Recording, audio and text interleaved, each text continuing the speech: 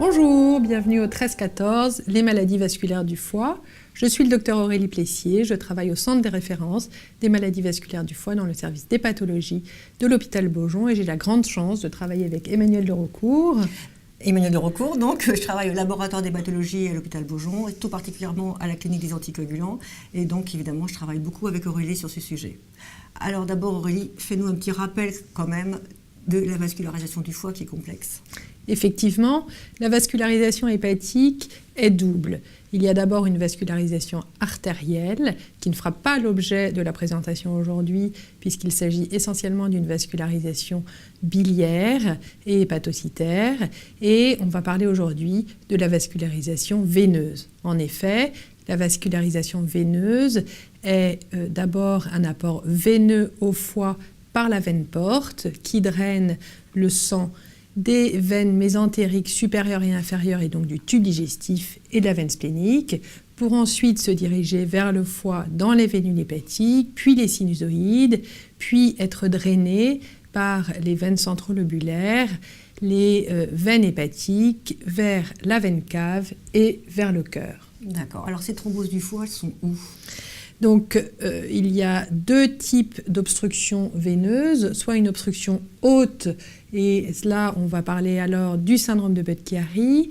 Le syndrome de Budd-Chiari, c'est donc une obstruction du drainage veineux hépatique, et on voit tout de suite qu'il va y avoir deux conséquences. Une première conséquence qui est l'hypertension portale en amont de cette obstruction veineuse avec l'apparition de varices ésophagiennes et d'une splénomégalie et une souffrance des hépatocytes due à la congestion due à cet obstacle qui peut entraîner une insuffisance hépatique aiguë très sévère dans certaines situations ou bien en phase chronique, à l'inverse, peu de souffrance si la congestion est moindre. Donc en fait, l'obstruction est après le foie. Absolument. D'accord. Ce qui est très différent donc, de la thrombose porte, car dans la thrombose porte, l'obstruction est avant le foie et donc les complications vont essentiellement être l'hypertension portale de nouveau avec ces varices ésophagiennes et le risque d'hémorragie digestive sur ces varices ésophagiennes et une extension, un risque d'extension de la thrombose au vaisseau mésentérique et à ce moment-là, une souffrance digestive dont on parlera plus tard. Alors d'abord, le syndrome de Budd-Chiari, comment tu fais le diagnostic ? Donc les signes cliniques du syndrome de Budd-Chiari déroulent justement de ce dont on vient de parler, avec l'apparition d'une ascite, de douleurs abdominales et d'hépatalgie, d'une hépatomégalie, d'une splénomégalie et puis d'une circulation veineuse collatérale qui peut être visible au niveau de l'abdomen. Parallèlement, lorsque l'on fait des examens sanguins, on peut constater dans les phases aiguës une augmentation très élevée des transaminases et une souffrance de la fonction hépatique avec une baisse du taux de prothrombine et une altération donc, de ces tests hépatiques. À l'inverse, en phase chronique, ces tests seront en général peu modifiés.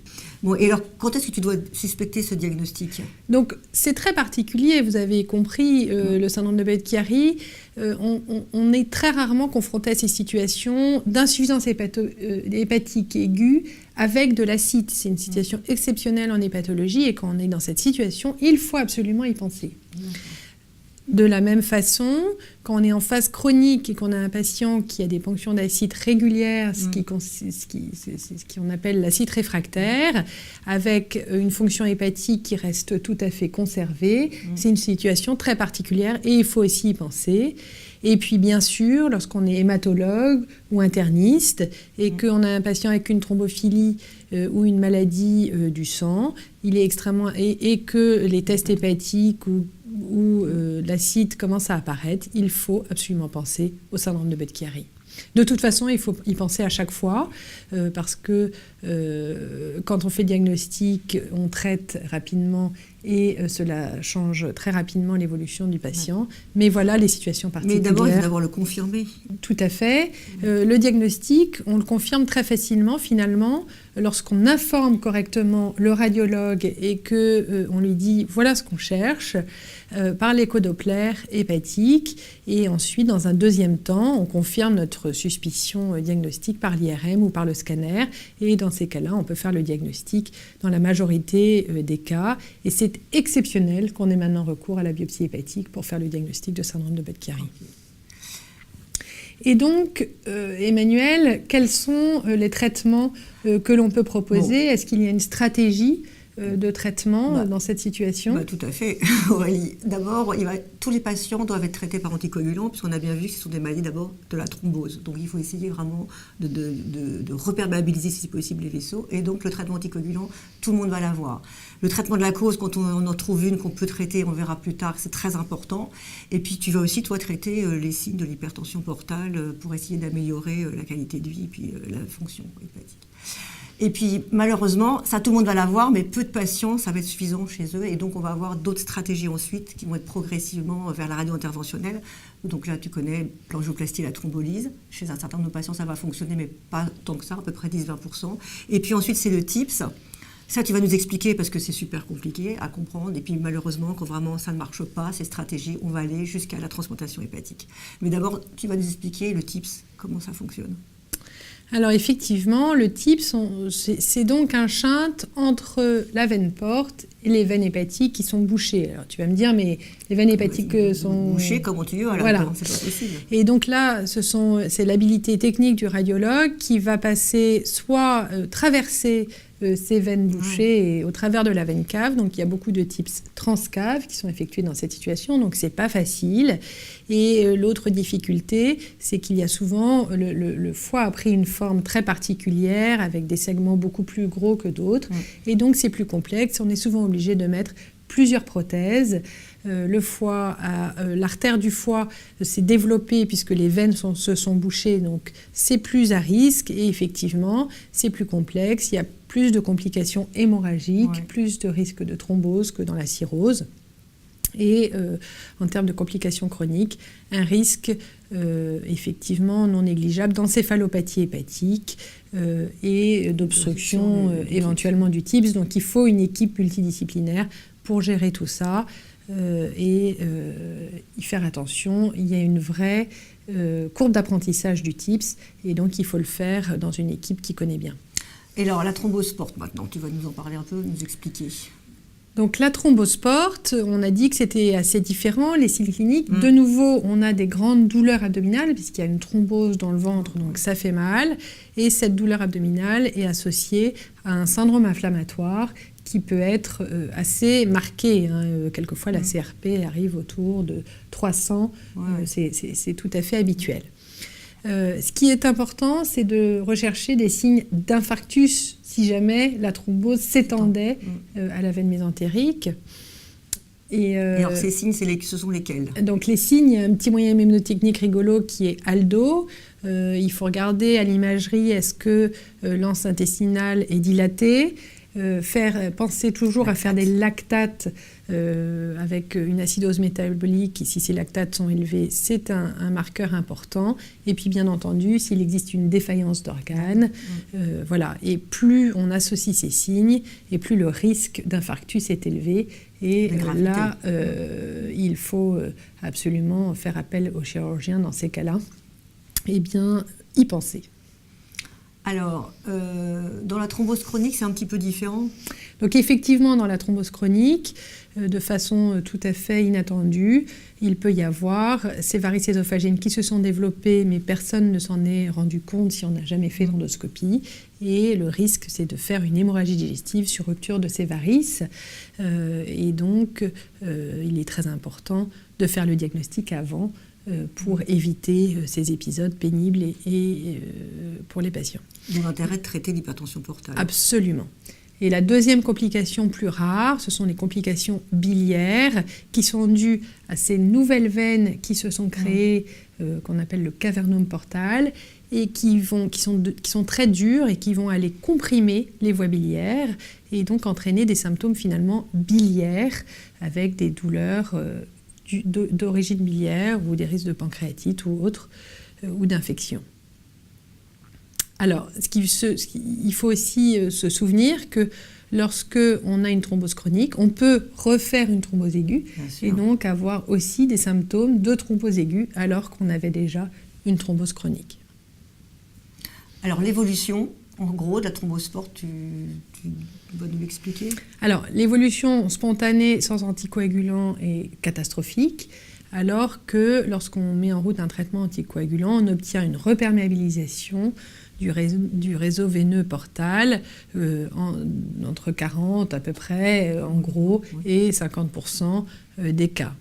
Lorsque toujours on a mis les anticoagulants, on n'est quand même pas à l'abri complètement d'un risque d'ischémie intestinale qui arrive environ dans 2% des cas actuellement. Et puis, dans 40% des cas, lorsque on n'a pas réussi à reperméabiliser avec les anticoagulants, il va se développer ce fameux cavernome avec les signes cliniques que l'on a déjà évoqués tout à l'heure. Oui. Donc, dans la thrombosport, en fait, la stratégie thérapeutique, elle va être un petit peu pareille dans le Budd-Chiari, dans la phase aiguë. Toujours pareil. Évidemment, le traitement anticoagulant, c'est vraiment la première chose à faire. Donc, tous les patients doivent avoir ce traitement. La thrombose chronique, c'est un peu plus compliqué parce que c'est quelquefois des découvertes, en fait, un peu fortuites. Et là, elle va se poser au cas par cas avec le risque de récidive, etc. Donc, ça va être beaucoup plus difficile. On va beaucoup discuter entre nous. C'est ça. C'est pour ça qu'on a des réunions très régulières pour discuter des traitements. Et puis, toujours, évidemment, le traitement de la cause, c'est très, très important de traiter la cause parce que quand vous enlevez la cause, vous enlevez le risque de récidive et vous allez améliorer grandement la survie des patients. Et puis là, dans la thrombosport, heureusement, on a quand même beaucoup plus d'efficacité en fait, et de réussite avec ce traitement simple, puisque la radio interventionnelle va être beaucoup plus exceptionnelle chez ces patients. Voilà. D'une part, on est très efficace, et d'autre part, les risques du traitement interventionnel ici sont encore plus élevés que dans le syndrome de Budd-Chiari. Donc on prend le risque si c'est vraiment nécessaire en cas d'échec des traitements précédents. Alors, maintenant, les anticoagulants, c'est pas facile chez ces patients et c'est important que tu nous en parles et que tu nous dises quel patient, comment, quand. D'accord. Alors, comme vous l'avez bien compris, là, je pense, tous les patients à la phase aiguë, ça, c'est indispensable. Après, c'est comme d'ailleurs pour tous les traitements anticoagulants, mais encore plus chez ces patients, c'est combien de temps et la durée du traitement. Une question, finalement, on ne sait pas bien répondre. Mais on va essayer de vous aider. Donc, ce qu'on fait aujourd'hui, c'est que le traitement est prolongé dans le syndrome de Budd-Chiari, parce que comme on a vu, c'était quand même plus grave en fait. Donc on a tendance à prolonger chez ces patients. Et donc puis, un peu un traitement qu'on dirait presque à vie. Alors on n'aime pas le traitement à vie, c'est-à-dire que le traitement, en fait, ça veut un peu dire à vie, mais ça veut dire qu'on va quand même régulièrement et ensemble se reposer la question. Donc quand on commence un traitement, tous les 2 ans, au moins, on doit se dire, voilà, est-ce que celui-là, le bénéfice-risque est vraiment bon sur le traitement anticoagulant? Donc il faut revoir tout le temps ces patients et se reposer la question. Il y a trop de patients qui ont des traitements anticoagulants, on ne sait plus très bien pourquoi. Et puis dans la thrombosport, alors là, c'est encore beaucoup plus compliqué. Il y a les cas où on sait vraiment, c'est quand on a un syndrome myéloprolifératif, quand on a un HPN, un syndrome des antiphospholipides ou une thrombophilie grave, comme on va le voir tout à l'heure. Là, on va évidemment continuer les traitements. Et puis, pour les autres patients, dans la thrombose chronique, c'est vraiment des discussions et on va revoir ces patients ensemble. On va vraiment essayer de faire, comme on va le voir, un score de ces patients, est-ce qu'ils sont à risque de récidive ou pas. Et puis quand c'est faible, on attend vraiment les résultats des études qu'on a commencées. Et je crois que ça va vraiment beaucoup nous aider, savoir quel patient il faut traiter et combien de temps. Très bien. Et donc... En tout cas, le traitement anticoagulant, il est très important. Excuse-moi, je t'ai coupé la parole. Mais comme vous voyez là sur la courbe de survie, avec le traitement, rien qu'avec le traitement anticoagulant, vous voyez qu'on a énormément augmenté dans les dernières années la survie des patients. Donc c'est vraiment très important et j'insiste, mais il faut vraiment le commencer tout de suite et le plus vite possible. Et dans la thrombosport, il est vraiment utile? Évidemment, très important, puisque comme tu l'as dit, regarde le nombre de reperméabilisations qu'on va avoir, c'est quand même assez vraiment très satisfaisant. Satisfaisant, c'est jamais satisfaisant, mais c'est quand même bien. Dans la thrombose aiguë, donc, voilà, et on puis, arrive à recanaliser. quand même pratiquement 40% des patients. Et puis dans la thrombose chronique, on voit très bien qu'on va diminuer énormément le nombre de récidives, et là de façon quand même importante, et sans augmenter le risque hémorragique, ce qui n'est pas intuitivement évident, mais c'est parce que comme on améliore en fait la vascularisation, on va également diminuer le risque hémorragique. Mais alors comment on fait? Parce qu'ils saignent ces patients. Alors c'est là où c'est compliqué. Comment? Alors on va faire des traitements assez classiques pour l'instant. On reste sur des HBPM en curatif, et puis avec un relais par les AVK. Globalement, l'INR entre 2 et 3. Alors, il y a 2 choses auxquelles il faut bien penser dans la phase aiguë. C'est la thrombopénie induite par l'héparine, parce qu'on sait que chez ces patients, il vient d'avoir une incidence relativement élevée. Donc, toujours y penser, toujours surveiller les plaquettes. Et donc, puis, on évite les héparines non fractionnées. Les héparines non fractionnées, d'accord. Non. Vraiment, il faut vraiment passer aux HBPM si on peut, s'il n'y a pas de contre-indication, évidemment. Tout à fait. Et puis, Ce qui est vraiment compliqué chez ces patients, c'est quand ces patients ont une incidence hépatique. Parce que comme tu le sais, l'incidence hépatique, le TP va être bas, tout va être diminué, le risque hémorragique, on va avoir du mal parce qu'ils ont déjà une coagulopathie. Et donc là, il faudra quand même avoir des hémostasiens un petit peu alertes. Et je crois que la clinique des anticoagulants qu'on a est très bien pour ça, parce qu'on a un peu des trucs à nous pour essayer de vraiment bien les suivre et les mettre au bon niveau. Et donc là, tout le problème, c'est... Comme on le sait, le traitement anticoagulant, malheureusement, ça expose au risque hémorragique. Et ces patients qui ont peu de plaquettes, qui ont des varices œsophagiennes, qui ont souvent déjà des anomalies de la coag au départ, c'est vraiment très important. Et comme tu le sais, malheureusement, il y a quand même beaucoup d'accidents hémorragiques chez ces patients. Donc, il faut vraiment, vraiment bien les suivre. Et notamment, est-ce qu'il faut faire attention quand on doit faire des gestes, par exemple une ponction d'acide C'est très, très important. Ça, c'est vraiment là où, très souvent, quand on reprend les dossiers, c'est malheureusement au moment d'un geste qui a été mal évalué, pas toujours nécessaire. Et vraiment, le bénéfice-risque là, c'est au cas par cas. Donc il faut vous en parler. Il faut vous en parler, ouais, savoir quand faire les relais. Et faire les dosages et tout. Alors maintenant, tu vas me dire, et pourquoi tu ne donnes pas des AOD là-dedans ? Ben oui, on va le faire sûrement. On est en train de faire des études, mais il faut rentrer les patients dans des études parce qu'il n'y en a pas beaucoup. Et donc si on veut avoir une vraie réponse, il faut absolument faire ces études. Mais ce sera sûrement l'avenir et les AVK vont probablement disparaître. D'accord. Donc on a vu que grâce aux anticoagulants, on avait nettement amélioré la survie et du coup... il y a des complications qui vont apparaître. Il peut y apparaître des complications, ou en tout cas, il faut qu'on résolve un certain nombre de problèmes. Et un des premiers problèmes, notamment dans le syndrome de Budd-Chiari, c'est l'apparition des nodules du fait de cette revascularisation un peu différente du foie qui va entraîner une... morphologie un peu différente avec des hépatocytes qui vont se regrouper différemment et former ces nodules. Et donc, ce qu'il faut surtout, ces nodules, c'est fréquent, c'est une situation vraiment fréquente. Et ce qui est important, c'est de bien distinguer quels sont les nodules qui peuvent plus nous inquiéter, éventuellement être un cancer, ou être des nodules bénins qui vont rester, se modifier au cours du temps. Et pour ça encore, on a besoin d'une équipe extrêmement experte. C'est la radiologie les radiologues et les anatomopathologistes, parce que quelquefois, on doit faire des biopsies de ces nodules. Et donc, il faut y penser dans le suivi de ces patients. Deuxième complication éventuelle, c'est la complication de la cause. On va parler des causes tout à l'heure. Il faut bien les évaluer et les suivre pour cela et de nouveau avoir des experts qui suivent ces patients pour ces autres causes. Et puis enfin, les complications des traitements, tu en as parlé, notamment les complications du traitement anticoagulant, donc être très vigilant et travailler en collaboration. Et puis, on en parlera très peu, mais évidemment, on a vu que c'était des patientes jeunes, et donc se pose à la fois le problème de la contraception, et puis des projets de grossesse qu'il faut encadrer, puisque la grossesse est possible, et il faut par contre un suivi. Là, il faut être nombreux. Voilà, voilà, il faut être tous ensemble.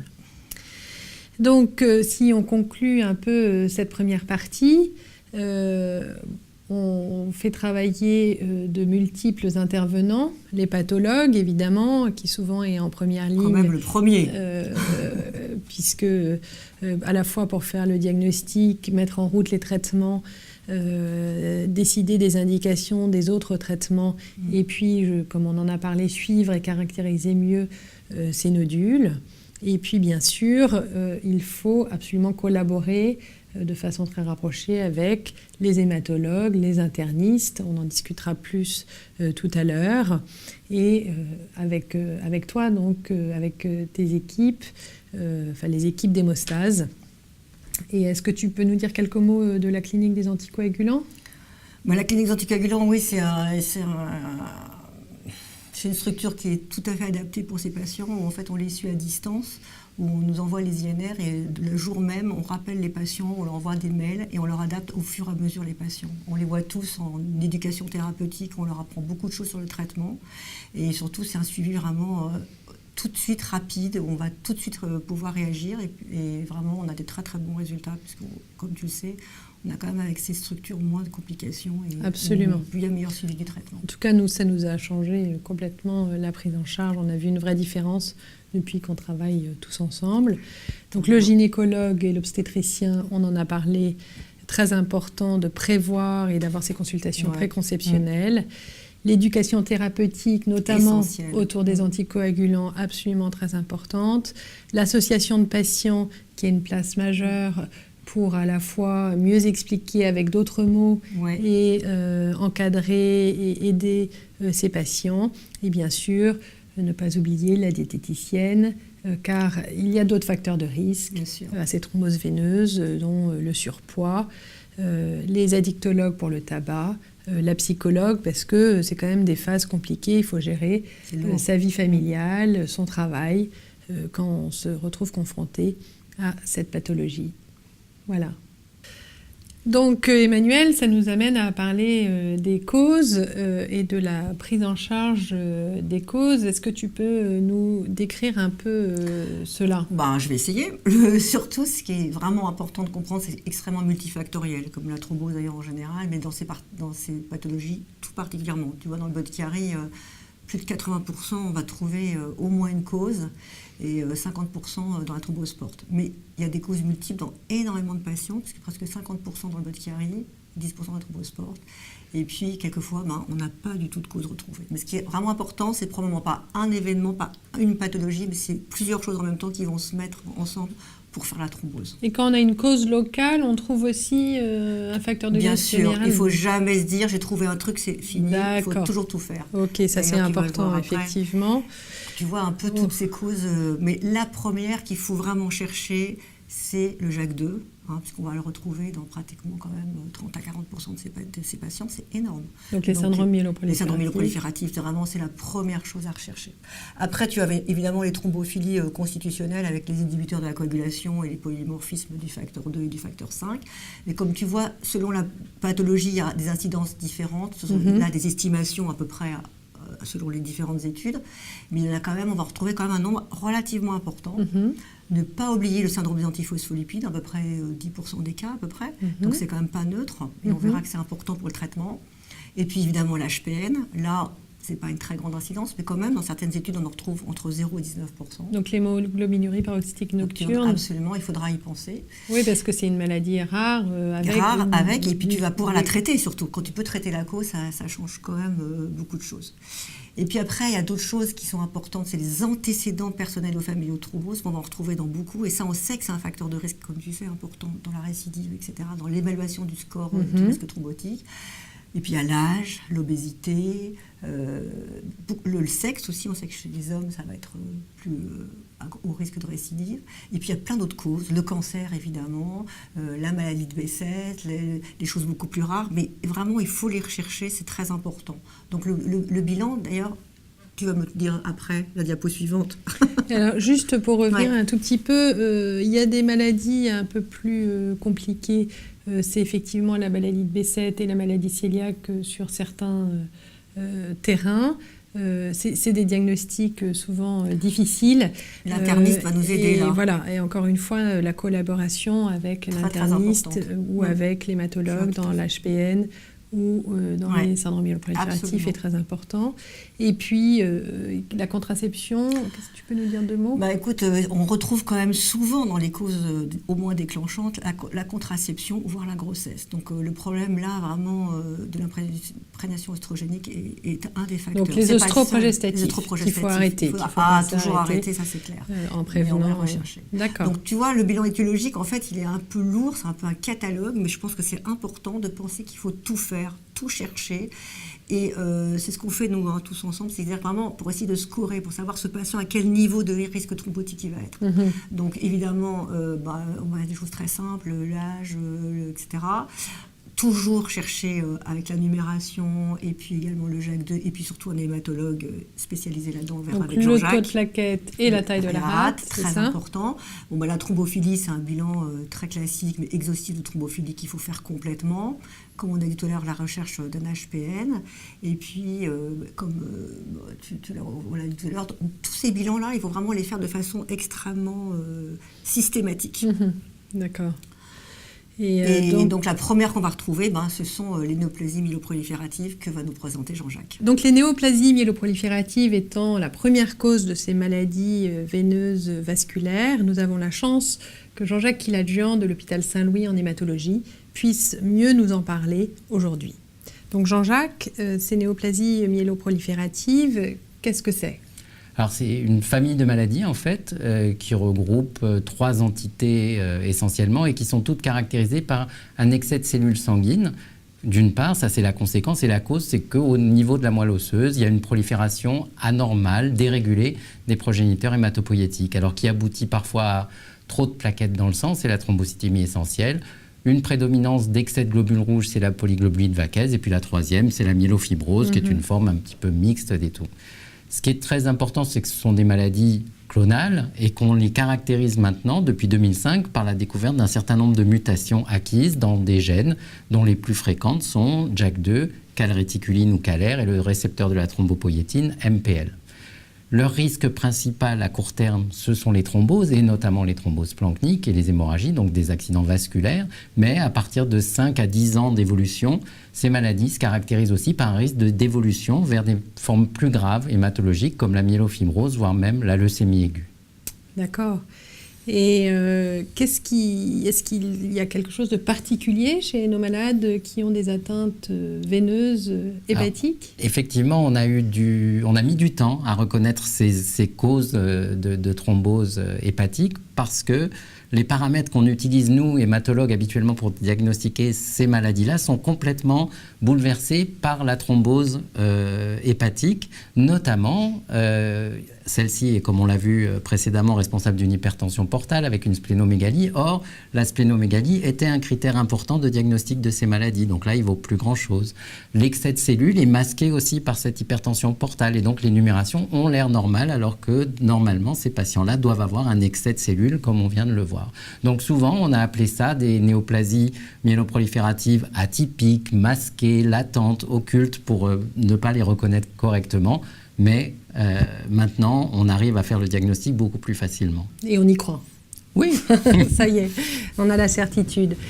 Et donc, le diagnostic est facilité. Et comment est-ce que, à quelle fréquence on arrive à voir ces mutations alors ? Alors le diagnostic a été grandement facilité depuis qu'on a découvert ces fameuses mutations clonales, notamment la mutation la plus fréquente, qui est la mutation du gène JAK2, de la kinase JAK2, V617F en l'occurrence, toujours la même, qu'on retrouve dans environ 40%, tout compris des maladies vasculaires du foie, plus fréquemment dans les syndromes de Budd-Chiari, puisque pratiquement la moitié des patients sont porteurs de cette mutation, et un tiers environ des thromboses portales.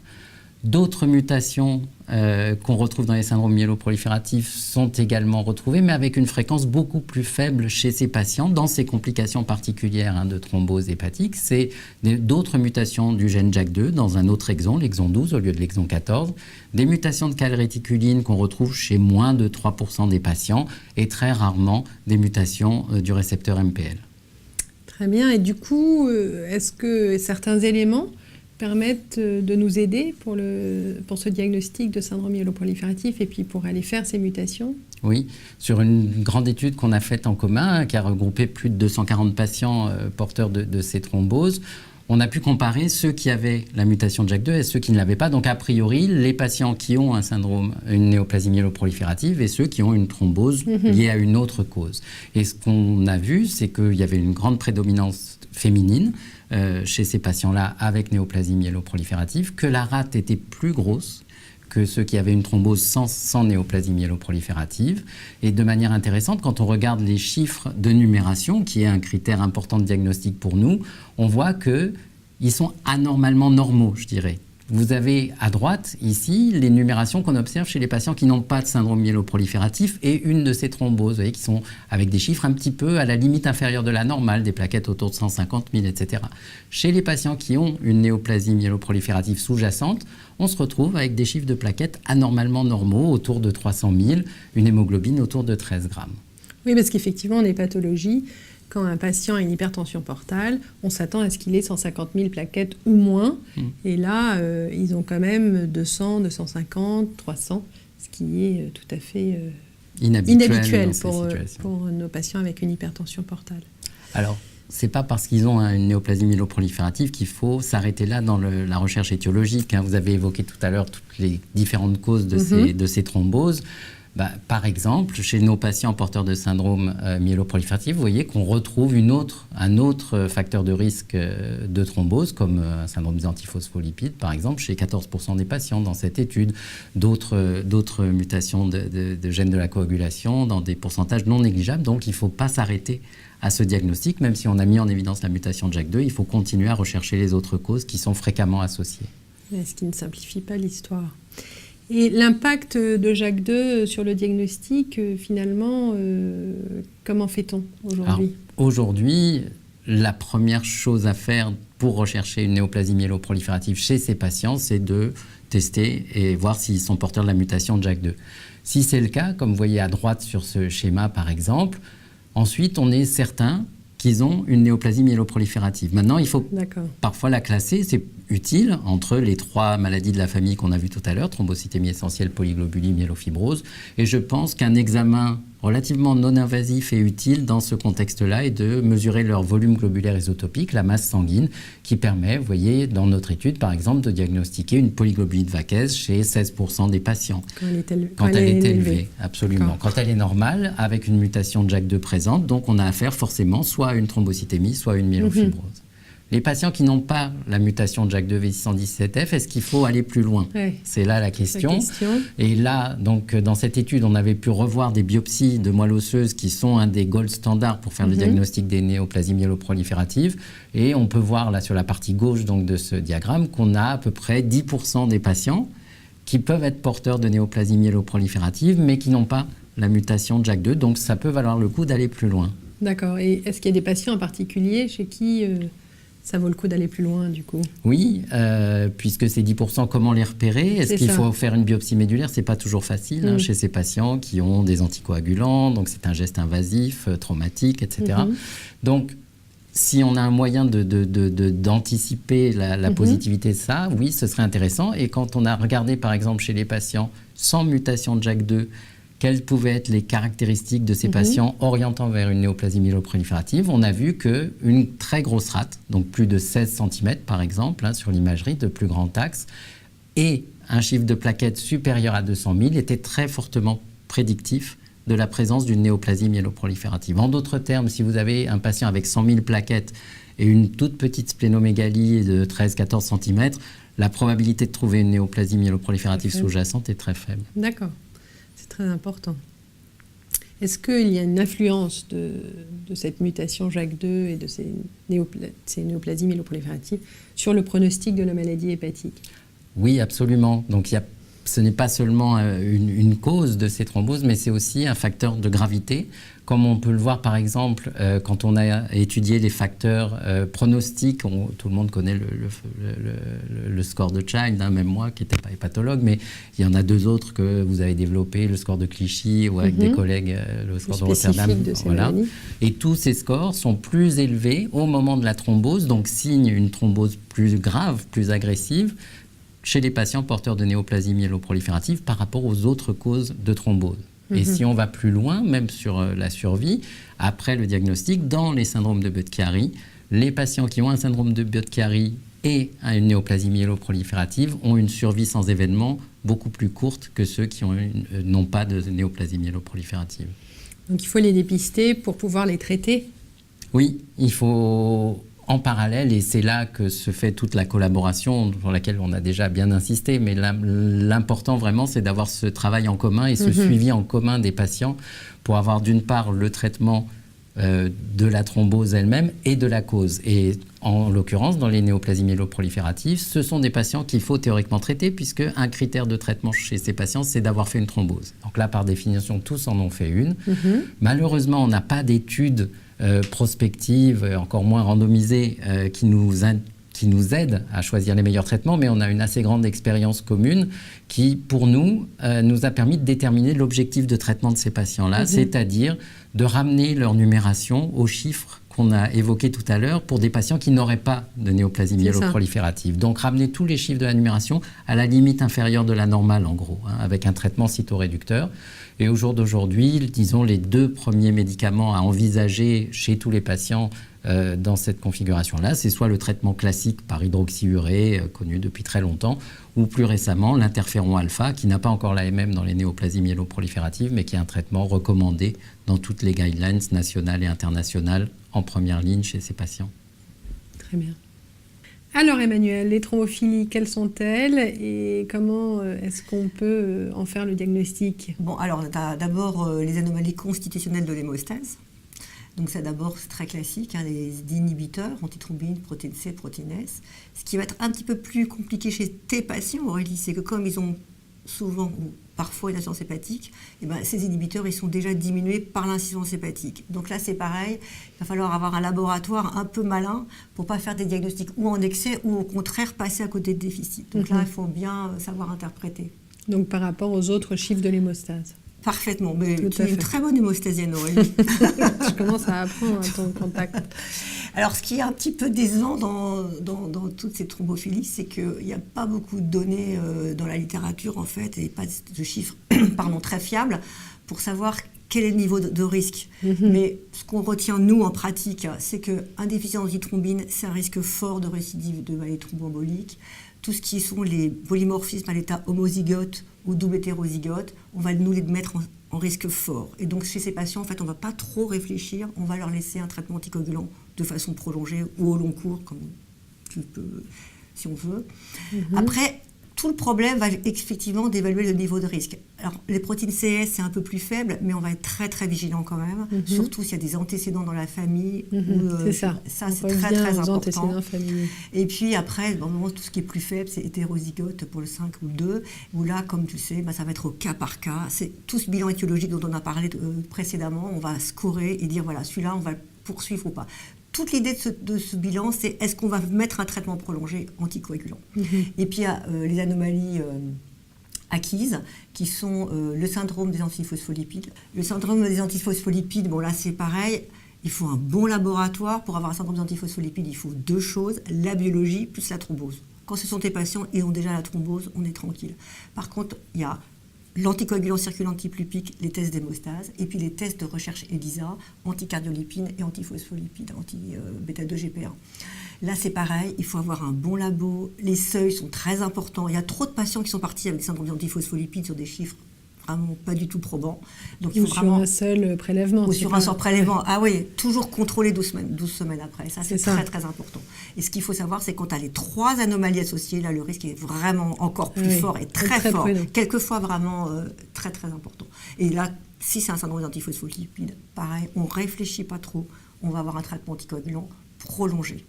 Et on les confie donc aux internistes toujours, pour faire le bilan auto-immun et rechercher d'autres choses. Donc ce qu'on peut dire sur la thrombophilie, c'est que là c'est encore pareil, il faut penser aux associations, non seulement thrombophilie autres, mais aussi au sein même des thrombophilies. C'est pas pareil d'avoir un 5 Leiden plus un déficient de protéine C. Tu vois, tu peux en avoir plusieurs associés. Et là, c'est encore plus compliqué parce que tu n'as aucune étude pour te dire le niveau de risque, mais nous on sait que c'est plus élevé quand même, donc on va les traiter. Donc il faut toujours évaluer pour chaque patient, avec les autres, faire l'enquête familiale, c'est vraiment très important. Et puis évidemment, comme toujours, discuter avec vous, avec les autres, pour savoir quoi faire.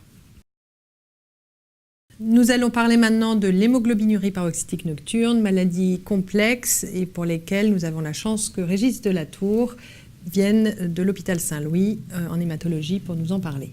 Merci Aurélie. Donc l'hémoglobinurie paroxystique nocturne n'est plus simplement l'HPN, donc c'est une maladie rare. Puisque c'est une maladie qui touche 15 patients par million. C'est une maladie du sujet jeune, c'est une maladie de l'âge de 30 ans environ, et c'est une maladie grave, parce que même si elle est rare, il faut savoir que la médiane de survie, c'est de l'ordre de 22 ans.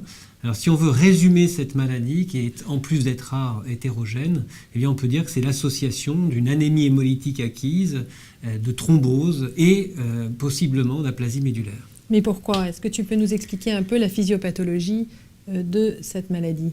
Alors en effet, comment on peut associer ces 3 signes? La première chose, c'est qu'il faut savoir que l'HPN, c'est donc une anomalie acquise, et c'est plus exactement une anomalie génétique dans le gène PIGA, Ça peut être une mutation, une insertion, une délétion, ça peut être toutes sortes d'anomalies qui en fait est responsable de la synthèse d'une enzyme. Et cette enzyme est impliquée dans la synthèse d'une encre qui permet d'attacher certaines molécules à la surface des cellules.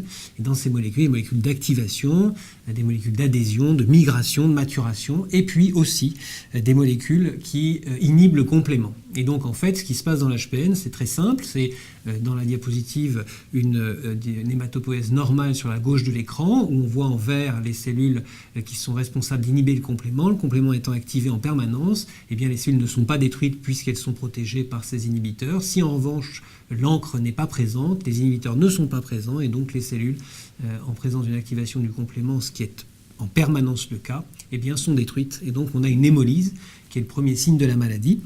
Et puis, la deuxième chose, évidemment, c'est que cette hémolyse entraîne un certain nombre de symptômes, donc une anémie, évidemment, une fatigue. Quand on a une hémolyse, on a une hémoglobinémie, et donc l'hémoglobine est extrêmement toxique pour les tissus, il faut donc s'en débarrasser. Et la façon de s'en débarrasser, quand on est passé par l'hémopexine, l'aptoglobine, la dégradation classique, eh bien, c'est l'oxydation. Et donc, on va avoir, pour oxyder l'hémoglobine, une consommation du NO. Et ça entraîne des taux très bas de NO, et donc ça entraîne, là encore, une vasoconstriction, une douleur abdominale, des nausées, et l'ensemble des cortèges de ces symptômes pour un même malade.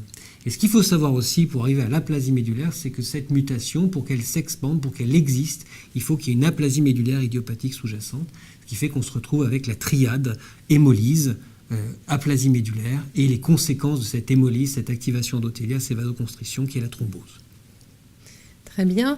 Et donc la thrombose, c'est plus grave dans l'HPN.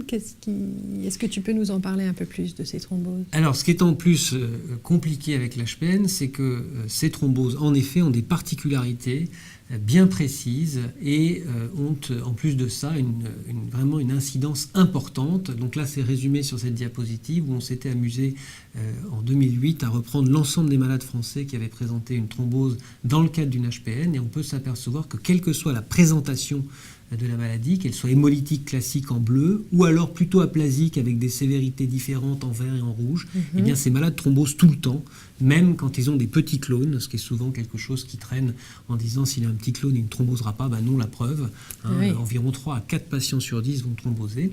Et puis la deuxième chose qui est quand même compliquée dans l'HPN, c'est que comme toutes les autres maladies thrombosantes, quand vous avez plus de 55 ans, vous thrombosez plus. Quand on a déjà thrombosé, on rethrombose.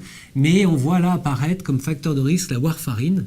Alors ça ne veut pas dire que la warfarine fait thromboser dans le cas de l'HPN, mais ça veut dire que les médecins qui avaient rencontré ces malades, dont ils savaient qu'ils étaient à risque, avaient mis en place une prophylaxie primaire par anticoagulant, et ça n'a pas empêché les patients de thromboser. Donc la particularité aussi de la thrombose dans l'HPN, c'est qu'aucune prophylaxie anticoagulante n'est efficace. C'est aussi pour ça qu'on ne recommande pas de faire de prophylaxie primaire anticoagulant dans l'HPN, parce que ça n'est pas efficace, ça peut être toxique, comme il y a l'aplasie médulaire sous-jacente. Ces malades peuvent devenir thrombopéniques et donc saigner. Et puis enfin, le problème, c'est que c'est le facteur pronostic de l'HPN, avec des malades qui ont à peu près 20 fois plus de risque de mourir quand on a présenté une thrombose et qu'on a une HPN.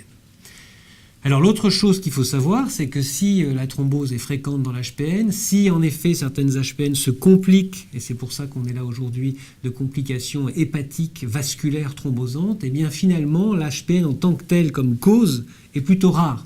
La preuve, quand on reprend les causes de thrombose vasculaire du foie, on s'aperçoit que l'HPN est la dernière cause. Et donc finalement, si quand on a une HPN, c'est une cause très fréquente et qu'on retrouve des patients qui rentrent dans la maladie avec un Budd-Chiari ou une autre thrombose hépatique, eh bien dans le cadre des thromboses hépatiques, c'est une cause finalement plutôt rare. Absolument. Et du coup, est-ce qu'il y a certaines particularités lorsqu'on a un syndrome de Budd-Chiari, une HPN ? De quelle façon est-ce qu'il faut y penser à l'HPN ? Alors c'est ça qui est compliqué, c'est qu'en fait, en effet, toi tu vois tous les Budd-Chiari, nous on voit un certain nombre d'HPN. Qu'est-ce qui pourrait faire finalement évoquer cette complication dans un des cadres et dans l'autre ? Alors dans l'HPN, c'est simple. Quand on a une douleur abdominale aiguë et que le malade a déjà une HPN, ça c'est assez facile. On va très vite à l'écho et d'ailleurs on te dérange assez souvent pour t'envoyer des malades en urgence pour exploration. En revanche, quand on a un Budd-Chiari, qu'est-ce qui doit faire penser à l'HPN ?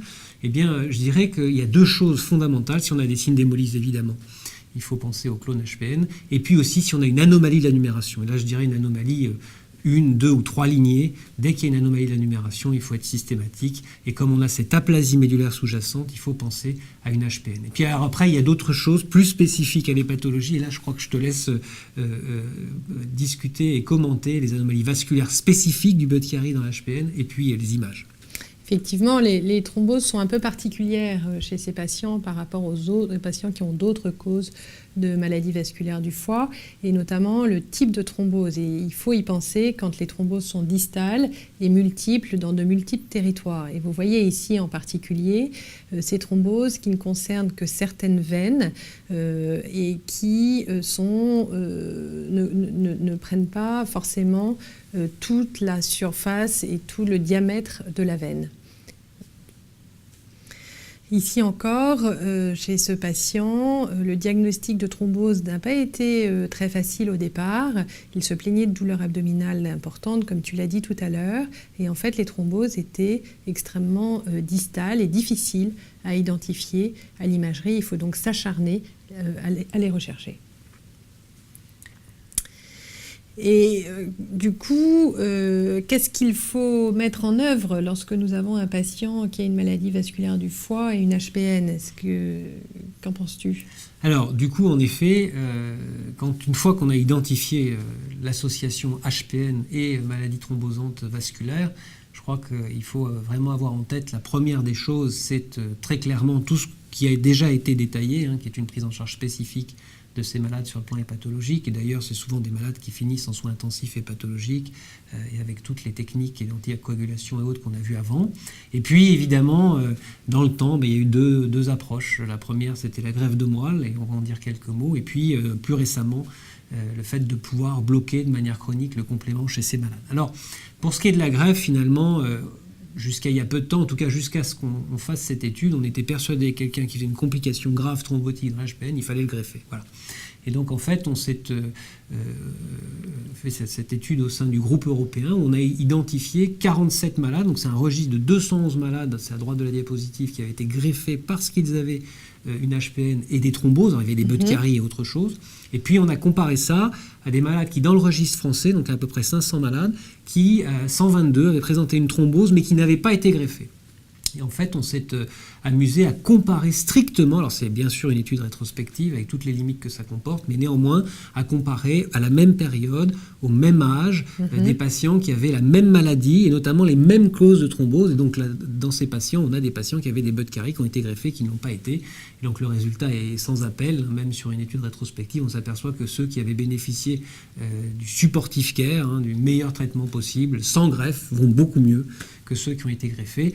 Et donc à l'heure actuelle, et depuis cette étude, on estime qu'un patient qui a une HPN et des thromboses ne doit pas être allogreffé parce qu'on l'expose à un risque de toxicité qui est bien trop important et que la greffe par elle-même n'apporterait aucun bénéfice. Et donc en pratique, évidemment, chez ces malades qui sont particulièrement graves, on peut imaginer qu'il faille bien entendu les prendre le plus en charge possible dans les milieux hépatologiques spécialisés.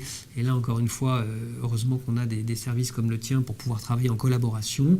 On encourage aussi à traiter ces patients qui sont hémolytiques par Soliris parce qu'on sait qu'on va avoir une action sur les complications thrombotiques graves au niveau du foie. Bien entendu, l'anticoagulation. Et après quelques temps, ces malades vont souvent mieux.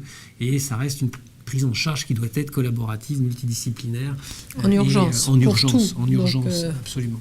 Et du coup, je me permets simplement de noter que sur ces patients qui sont quand même compliqués, il faut qu'on ait des hématos, des hépatos qui, main dans la main, prennent en charge les complications heure par heure, parce que combien de fois on s'appelle plusieurs fois dans la journée par rapport à ces malades quand cela arrive, vraiment communiquer pour offrir aux patients, en fonction de l'évolution, les meilleurs traitements. Donc là, c'est simplement le site des réunions pluridisciplinaires aplasies qui finalement permettent de discuter ces malades toutes les 2 semaines, les mercredis après-midi, ou ce malade et les autres avec des aplasies un peu compliquées, pour prendre les meilleures décisions. Voilà pour l'HPN. D'accord, écoute, je te remercie. On va juste conclure. Donc l'hépatologue doit penser à rechercher l'HPN systématiquement et en particulier chez un patient qui a une hémolyse ou une pancytopénie, alors que l'hématologue lui va plutôt en fait penser, quand il a un patient qui a une HPN et des complications digestives aiguës, surtout à rechercher une thrombose, notamment un Budd-Chiari ou thrombose porte, mais même les autres atteintes vasculaires mésentériques ou autres, qui sont un peu, on élargit un peu le champ de notre topo, mais très clairement mettre en évidence une thrombose aiguë et donc ensuite une prise en charge avec les pathologues pour la suite. Merci. En conclusion de cette présentation sur les maladies vasculaires du foie, on a bien compris qu'il s'agissait d'une prise en charge multidisciplinaire avec une expertise qui était nécessaire à la fois en hépatologie, en hématologie, en hémostase, en médecine interne. Il faut y penser afin surtout de contrôler sans délai les facteurs de risque corrigeables, de discuter l'arrêt ou la poursuite de l'anticoagulation en fonction des facteurs de risque que nous avons rencontrés, en fonction du territoire, en fonction des comorbidités. Et bien sûr, à plus long terme, avoir un suivi très adapté et notamment arrêter la contraception par œstroprogestatif lorsqu'elle était en cours et surtout anticiper les questions posées par la grossesse pour que celle-ci se passe le mieux possible. Je vous remercie.